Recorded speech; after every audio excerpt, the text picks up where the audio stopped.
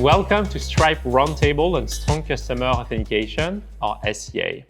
So we are here today with a group of industry experts to discuss this upcoming regulation. So the goal of the roundtable is twofold. The first goal is to help merchants understand what's going to happen by September 14 to best prepare.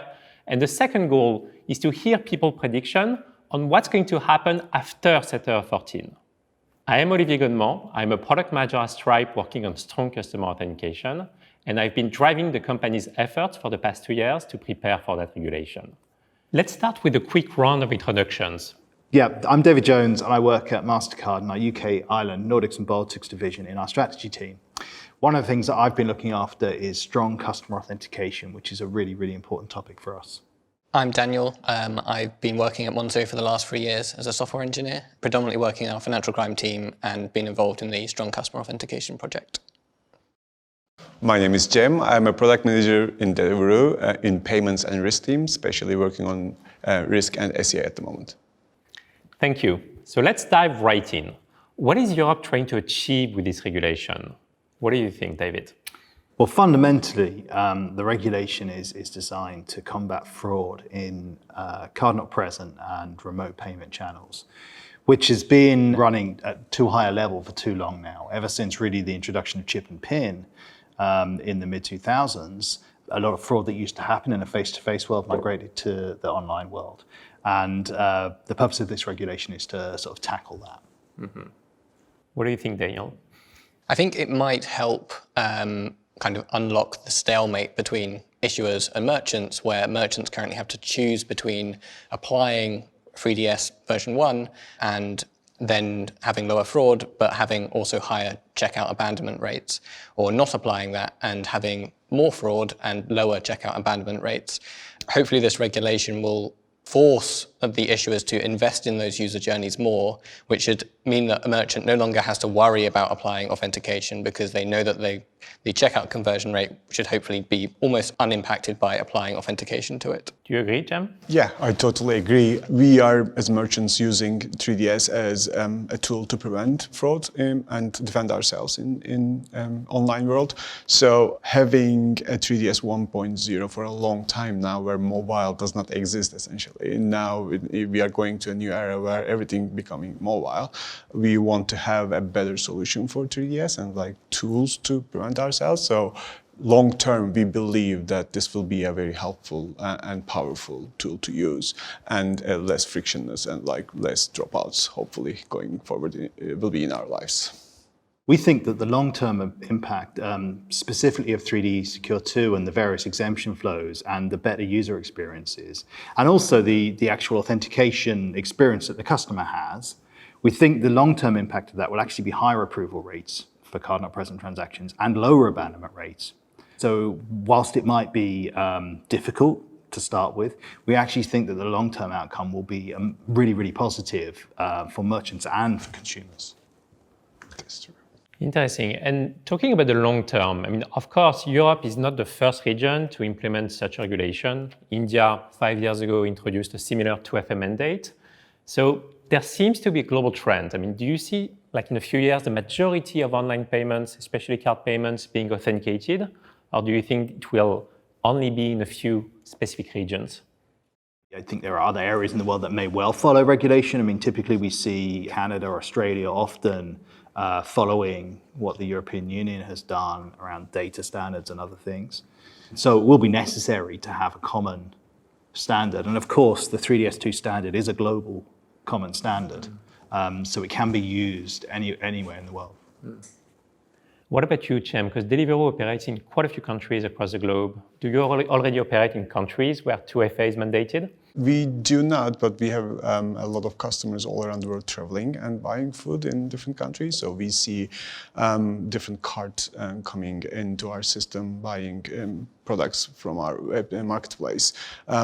Currently, we are operating in 13 different markets. Australia is a big one. There's like Middle East countries and mostly in Europe. Going forward, we think that, like you say, Australia will be a fast follow. Like they will be not exactly the same, but like different ways and forms. We'll do some 3D Secure 2.0 and regulations will come up.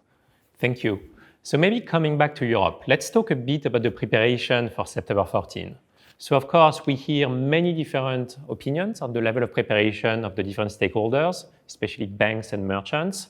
So let's discuss a bit about what is your current state, your current vision on what's happening and how prepared is the market. So maybe starting with Monzo, how do you prepare for 914 and what are the top challenges, the top concerns that you are preparing for? So we're quite fortunate for kind of two reasons. So one is all of our customers have a mobile phone, which means that we have a much easier job of onboarding them into various forms of strong authentication than some other banks. And also the authentication that we were applying before this legislation came in was not too far from where this legislation wants us to end up. So we're making fairly small changes from a customer's point of view to what they will see.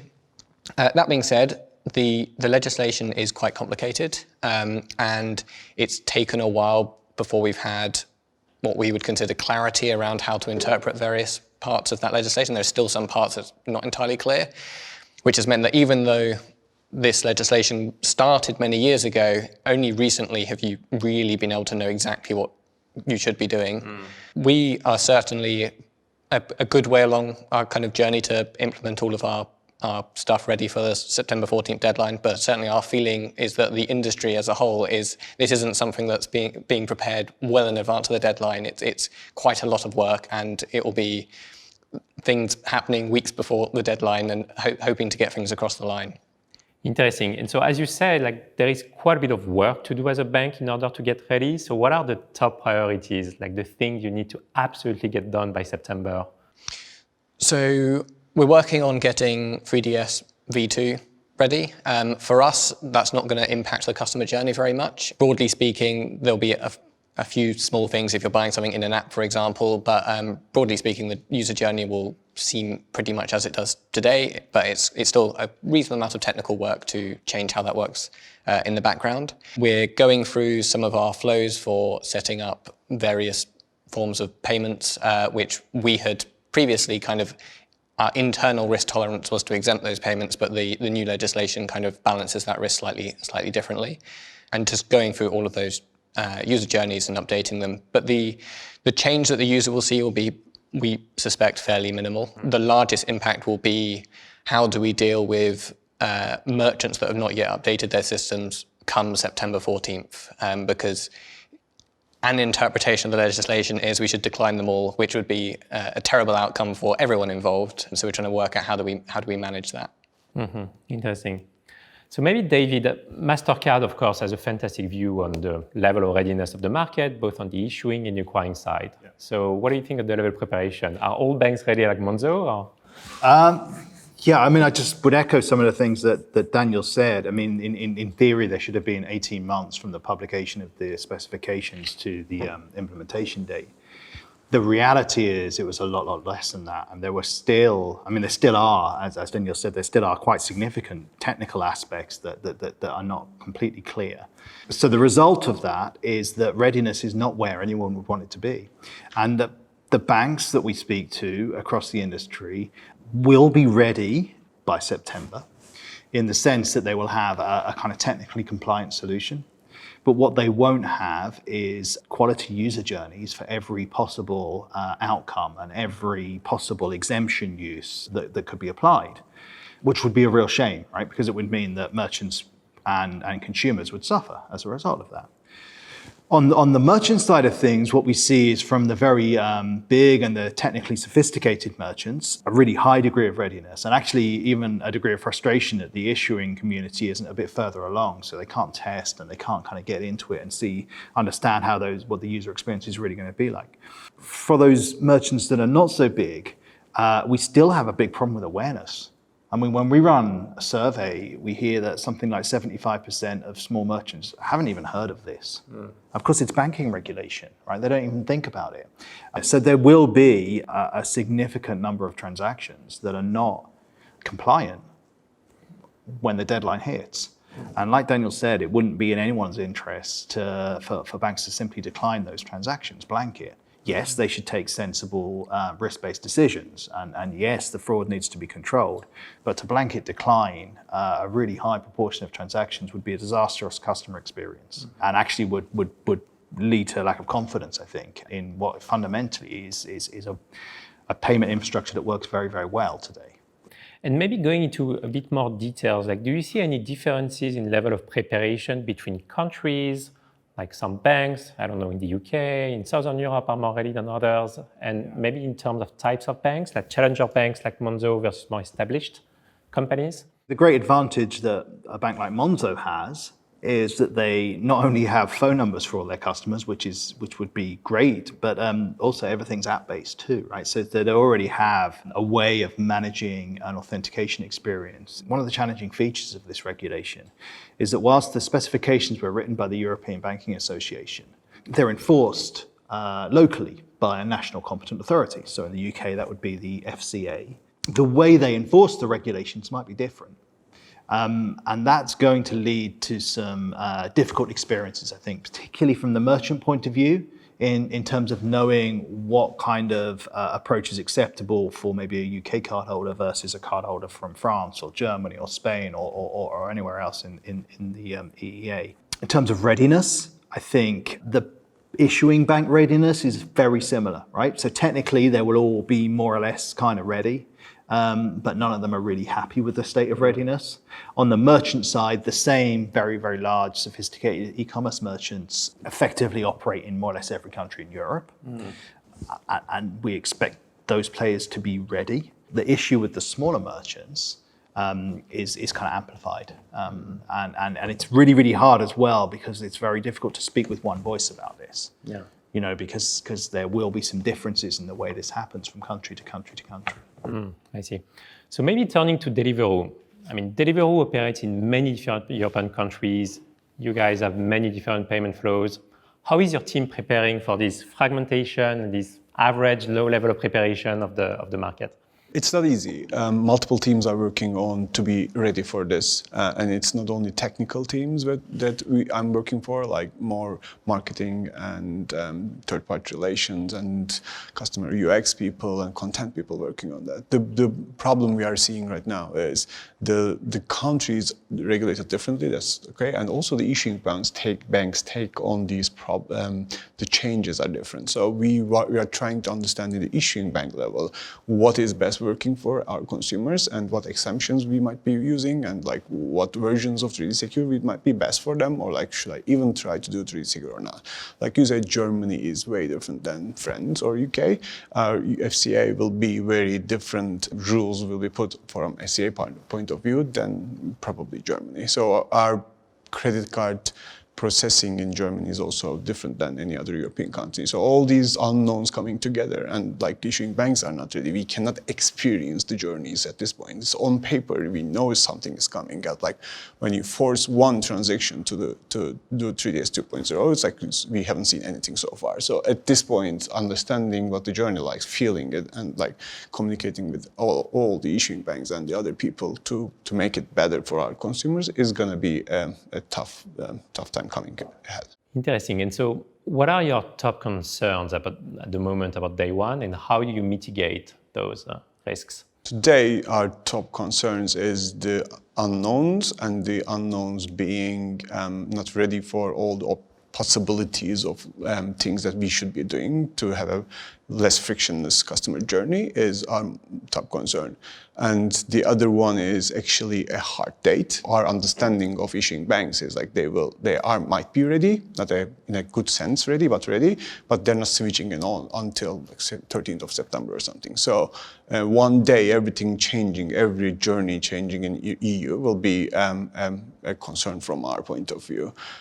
Imagine our business is like you are very hungry, you go to a website or a mobile phone, you want a burger, and we deliver that burger in a matter of minutes. And now you need to take this journey. You might end up need to go to your bank and like give your phone number to them. It's unacceptable at this point for us. So we need to make communication better with the consumers to make everything set up before September 14. So that's very interesting, because there is obviously a level, like an issue of awareness on startups and SMBs, but also on consumers. Like most consumers have no clue what's coming on September.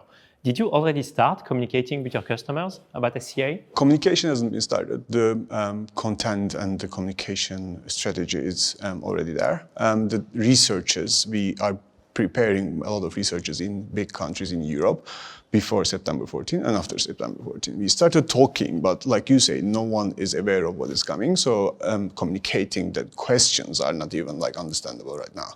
The one question that actually helps us, like, does your bank know your phone number? Which is most of the time no in many countries. In UK, we have some understanding, still not the best, but like countries like Germany, it's like a big question mark.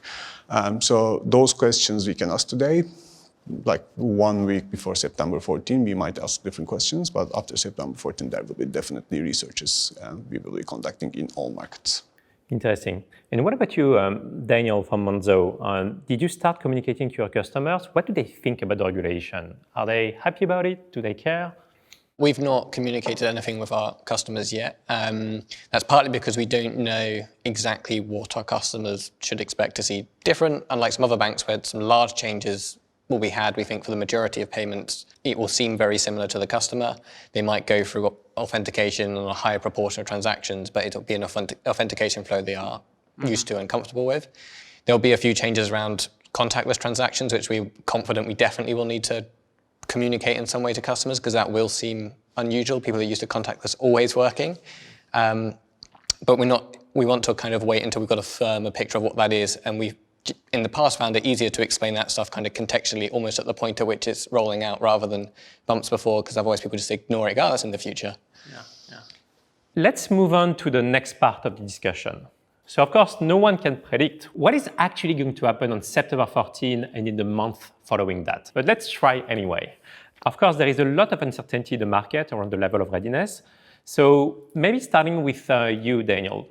What exemptions is Monzo going to support by N14? And do you have a rough sense of what percentage of payments are actually going to be challenged? We will support most of the exemptions in some kind of form. So we'll support the transit exemptions for contactless, low-value payment transactions where we believe there's a low risk of fraud. We're probably slightly conservative in what we consider to be a low risk of fraud. So a reasonable proportion of low-value online transactions will still go through authentication. But that's partly because that's already what we do today, and our customers don't seem unhappy with having to go through authentication for example, a £50 payment. So we see no reason to relax that further. From talking to other issuers, exemptions are kind of phase 2. They're kind of just currently focused on getting anything ready. So it's not clear kind of how much of that work will be ready by the deadline in September. What do you think, David? I mean, you have a good view of the market. Are all issuers going to support some exemptions, all exemptions? By September, I think it's hard to predict. I can tell you that all of the issuers that we speak to, specifically in the UK, but actually this is more or less true in every country, all of them intend to support the exemptions in as much as they possibly can. So the low value, obviously, and the transit exemption from a contactless point of view, but also the transaction risk analysis exemption. So this is where a bank can exempt an authentication from the need of a cardholder to actually step up and be challenged on the basis of a risk score. And this is, of course, what already happens today, as many of us are consumers. We will have experienced buying something on a website and seeing a Mastercard secure code pop up and disappear. And what's happened in that case is the issuer has authenticated it on behalf of the cardholder. And the merchant receives that as a fully authenticated transaction. So that will continue, but now there's some rules around how often that can happen. The more complex exemptions, things like whitelisting, I think are very much day 2, maybe day 3, 4, or 5 actually, and not to really be relied on in the short term. And then there are some things that the merchant can do, and I'm sure Cem will kind of enlighten us further. So the merchant can flag themselves as a merchant-initiated transaction, which is out of scope of the regulation, in fact. And the merchant can also use a transaction risk analysis exemption themselves. Yeah. all our orders are going through a risk analysis, and like we use, like I say, 3DS as a tool to defend ourselves. So that's gonna, going forward, keep being the very fundamental part of our business. From our point of view, it's very hard for us to understand at this point how the issuers will have the exemptions in their portfolio and which ones they will be more in favor of. So in a merchant's life, I think the best thing is to try to understand which issuer is doing what in which exemptions, so to have the perfect order experience for the customers. So we will be trying to be more dynamic and more clever around which ones to use. That's our take. Interesting. Let's consider like a sort of a worst case scenario. Like most issuers in the given country do not support exemptions. Like what does that practically mean for the Deliveroo user experience? What is the impact on your business? So we expect a lot of transactions going through authentication, which will create some friction. And in that friction world, there will be loss of overall sales. To avoid that, we are working on alternative forms of payments and like communicating with the customer. But at the end of the day, that friction is can only be solved by the issuing bank rather than us. So that communication needs to be done. Let's discuss a bit more the practical implementation of SCA starting in September 14.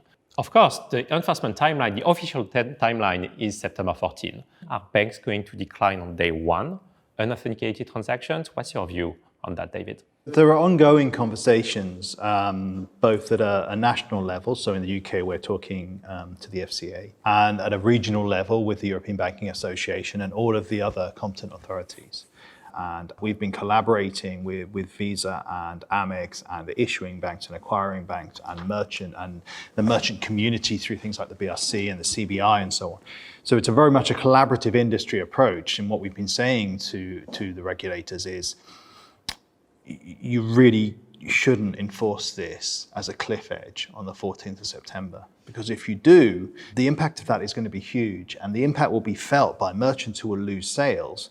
And almost more importantly, in the end, consumers who will lose confidence. And it will result in increased numbers of calls being made to merchants, but also to the banks. It will result in the whole industry and the public in general losing confidence in this endeavor, which is actually a good thing to do. So let's be sensible and pragmatic. Maybe a question for Monzo. So of course, 3DS2 is a new, powerful technology, but it's new. Do you think your systems are going to be ready in order to support the end-of-year commerce increased load, especially on Black Friday? So with any change comes some degree of risk. We try and work very hard to mitigate that risk as much as possible. I would be reasonably confident that load wouldn't be a problem specifically with our systems. The larger risk is some peculiar way of processing a payment that, like, Amazon makes a small change to their system and suddenly it has a kind of large impact that we're suddenly trying to respond to. In terms of load, we're pretty comfortable that our systems are tested to several orders of magnitude more transactions than we currently process. So if I were to sum up, the two effects that we expect of SCA are a decrease in fraud, but potentially a decrease in conversion as well. If we put ourselves like in the shoes of, Deliveroo, Monzo, and Mastercard in 2020, do you think there are other unexpected effects that could take place by then? What do you think, Daniel? I think one potential risk is that currently the fraud that does occur on kind of e-commerce transactions, by and large, is absorbed by the industry. Consumers typically get refunded, and they get refunded quite quickly. One of the challenges that the industry is seeing currently on kind of bank transfer committed fraud is that that's not the case, because those bank transfers are already covered by authentication. Typically, criminals are manipulating customers into making transactions in a way that makes them liable for those losses. And as an industry, we're struggling to solve how do we avoid individual customers that have been manipulated losing substantial amounts of money. And there is a risk that this will up the sophistication level of card fraudsters to a point where customers start becoming liable for some of that fraud, and we might see a similar challenge. Mm-hmm. As a merchant, Cem, what do you think of that topic of shifting liability between the merchant and the consumer? Yeah, so from our point of view, more 3D secure means liability is shifting from us too, but it doesn't necessarily mean that we are not like gonna liable for our consumers. So we are trying to build this trust between us and like all of our consumer base, not only maybe for us, but all the internet ecosystem to secure the buy orders transactions from online. So in that sense, actually, we feel like there are more customer service needed. So there will be more contacts coming in. We will need to understand what's happening.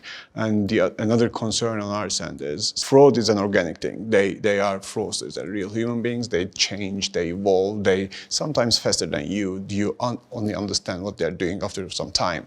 So there will be a dramatic change in how they work, how they use payment methods online. So understanding this new ways of fraudulent activity will be another thing for us in 2020. It's like it's gonna be, we give or take understand what's happening today and yesterday. When we see a fraudulent order, we know what is happening, but tomorrow it will be a challenge for us to understand that, I guess.